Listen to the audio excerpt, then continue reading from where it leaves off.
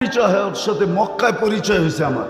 তো পরিচয় হয়েছে, তো আমি জিজ্ঞেস করলাম, তুমি এত বড় এয়ারলাইন্সের পাইলট, তুমি এরকম হুজুর হইলে কি করে?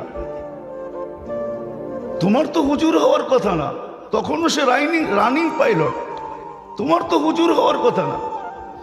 তা হাসতেছে আর বলতেছে, মুফতি সাহেব আমার জীবনের কাহিনী আছে। আমি একদিন ফ্লাইট নিয়ে যাইতেছিলাম হেথ্রো এয়ারপোর্টে, লন্ডন যাইতেছিলাম, কিন্তু ফ্লাই যখন করতেছিলাম তখন সবই ঠিক ছিল।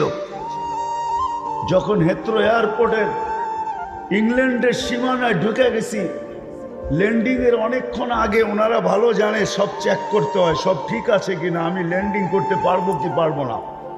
বলে যখন আমি চেকিং এ গেছি তো দেখতেছি যে আমার চাক্কা নামবে না। তো আমি টাওয়ারের সাথে যোগাযোগ করছি যে আমার সিস্টেম তো বলে আমার চাক্কা নামবে না।